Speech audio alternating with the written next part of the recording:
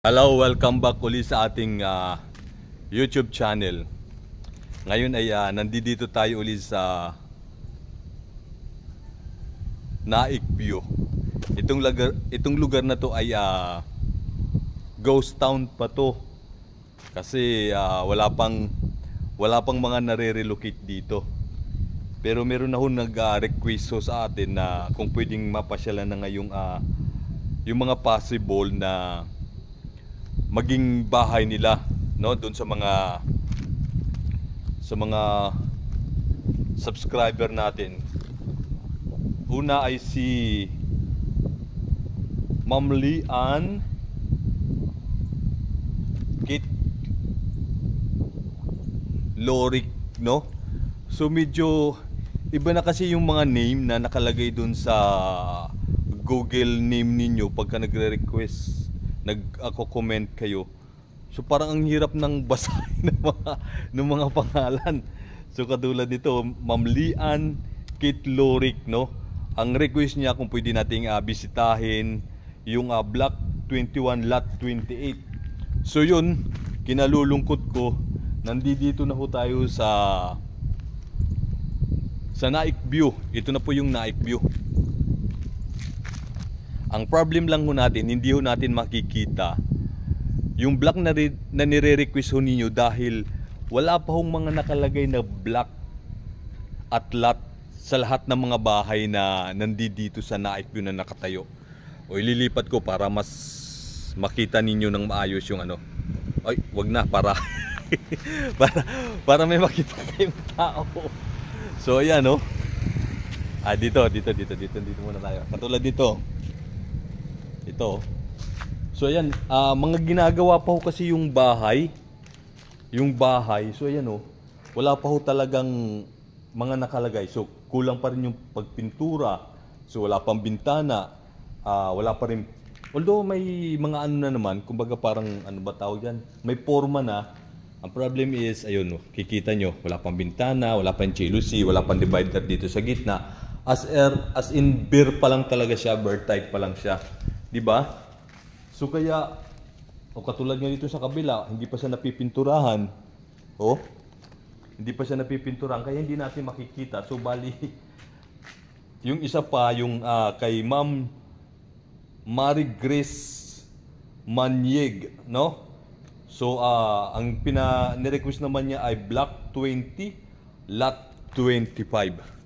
So yun, mukhang hindi ho natin makikita sa ngayon yun dahil wala pa ho, bare pa talaga, no? Ayan, oh, as in wala pa talagang mga nakalagay ng mga block at lot, no? Ito yung bungad nung subdivision na to. So ayan, wala kang makikita. So bungad ho ito. Ito yung main road pagpasok mo dito. Ayun, oh, papunta doon, no? Kaya hindi natin makikita yung kahit doon sa kabila, wala rin, no? Hindi natin makikita yung hinahanap po natin, pinahanap po ninyo. Kaya yun, humihingi muna ako ng pasyensya po sa inyo dahil hindi natin mapipinpoint ngayon yung mga pinapahanap. So bali tatlo na ako sa Ma'am Neo Mibik Torio, no? Ang pinahanap naman niya ay Block 64 Lot 2 Naik View. Ang problem is talagang pasensya na ho talaga, hindi natin makikita. Itong lugar na to ay masasabi ko pang ghost town pa ito. May mga bahay pero wala pang mga taong nare-relocate ho dito. Ayan, no, open pa talaga. So yun, no, may mga pumupunta dito like yung mga pumapasyal, yung mga taga dito na pumapasyal dito. So ito sa kabila, oh. So wala pa rin talaga. Open pa, kaya wala akong maibibigay na magandang feedback dun sa mga request ho ninyo. Kasi nga, ayun nga, as in walang bakante, blanco, no? So ayun, no?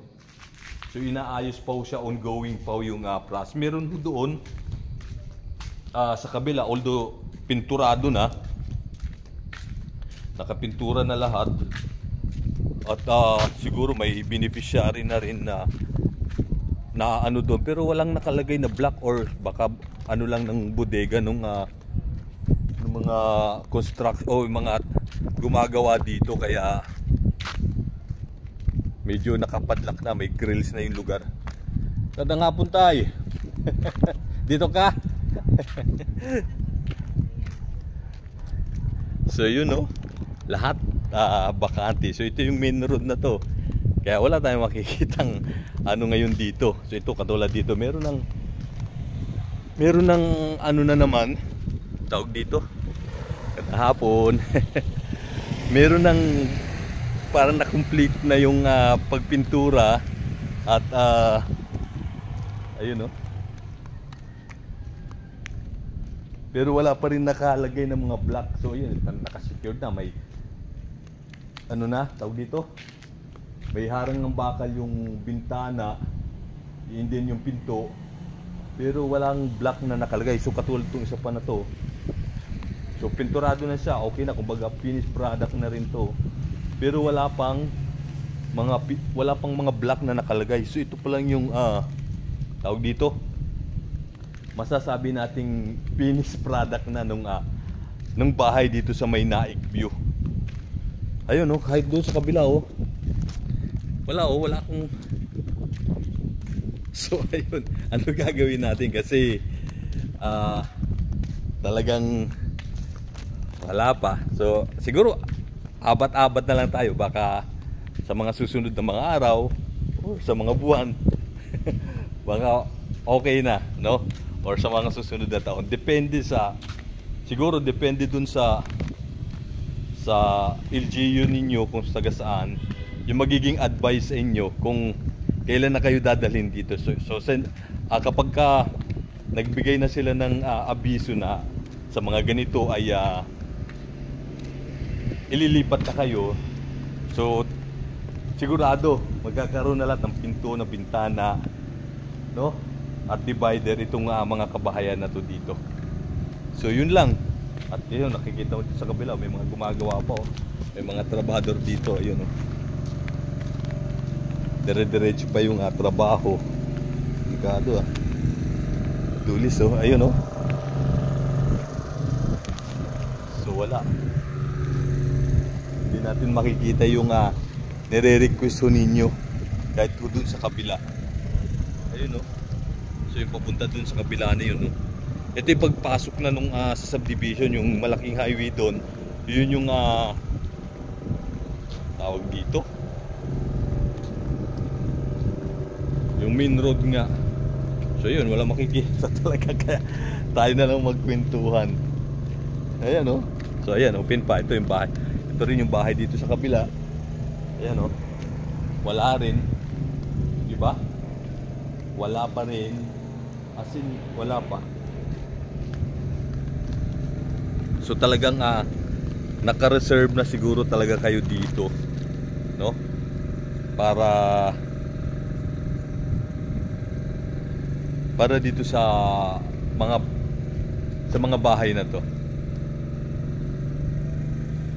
So ayun, ikot pa tayo dito, baka sakali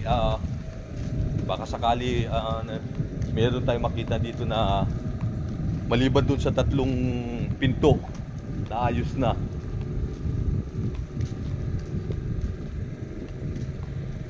So as in, wala talaga, wala talaga. Ayun, balik na tayo dun sa kabila. At kung yung kulay nung bahay, ang ganda, no?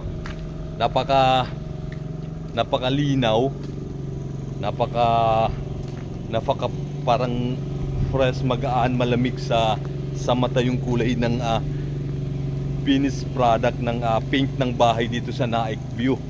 So kung nakikita nyo yung puti, hindi ho yan talaga yung kasi first coating yan, kung tawagin nila, first coating. Kaya yun, so balikan natin yun para may pakita natin sa inyo yung color ng bahay.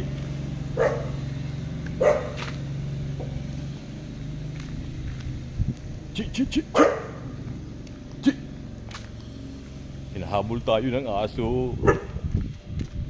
Ayun, inaamoy-amoy tayo. Kaya napapachichit ako. Ay, buti na lang tumakbo na.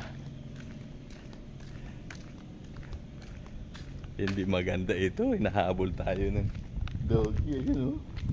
Ay, yun o. So ito yung kulay oh. Tingnan nyo. Na parang light green, tapos light blue, and then combination ng white at parang dirty white yung sa bubong niya, parang cream. So yan oh, 'di ba? Malinaw, masarap sa mata. And then yung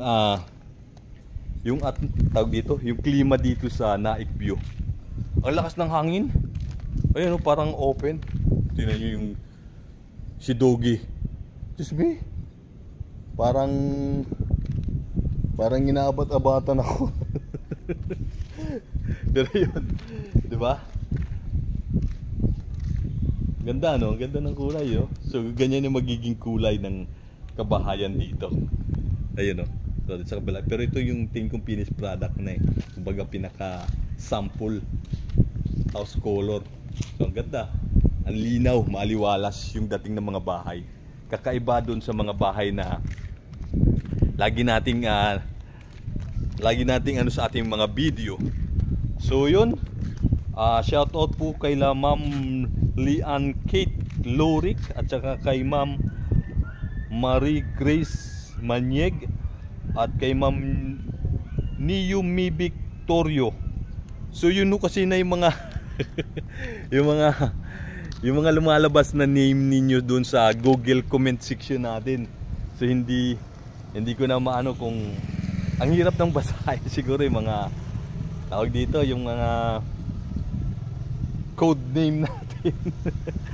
Yun yung mga umaano doon sa comment section natin sa Google. So parang inano na ng Google.